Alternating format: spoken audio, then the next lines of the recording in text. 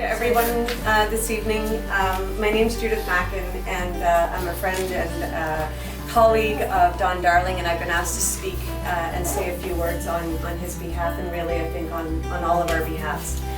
I'm so excited and honored to be here. Don and Patty, thank you for the commitment you have already made to this city.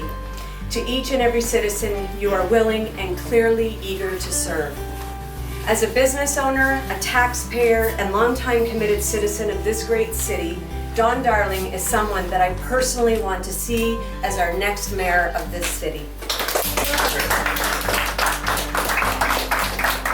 And before we jump into any of Don's formidable skill sets, I think it's important to speak to Don's character. Recently, I read a quote that says, "People with good intentions make promises, people with good character keep them." Don's character is witnessed in his loving relationship with his wife, Patty, his 3 children, his love for his friends, his strong work ethic towards his community and his city. This is what I know to be true of Don Darling. Don does what Don says he's going to do. He doesn't mix his words, backslide, or shilly-shally. When faced with a challenge, he rolls up his sleeves and starts doing the work. Let's face it, the role of mayor is a pretty thankless job, isn't it, Norm? Yes, it is. But it's fun. It's a lot of fun. The pay is terrible and the hours long. Only someone who truly sees the role as an opportunity to serve their community would take on this responsibility.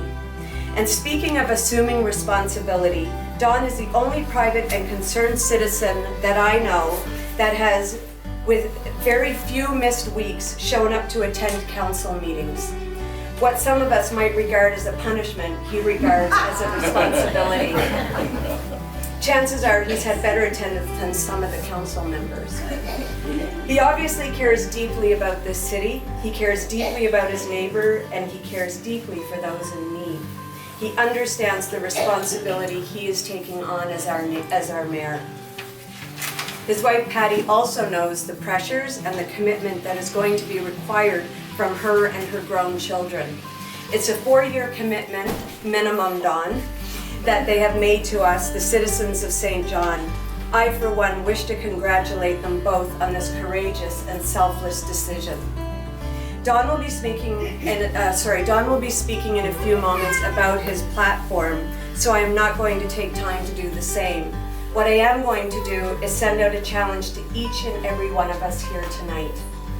It's not enough to say, vote Don Darling. It's not enough even to get out and vote for Don on election day.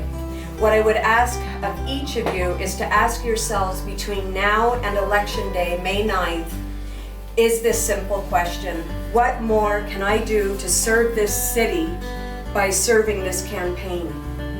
Your presence here speaks to your support, and that's commendable, but the real test of your commitment, not only to Don but to our city, is the time and energy that you are each and individually willing to commit to help move the Don Darling campaign forward.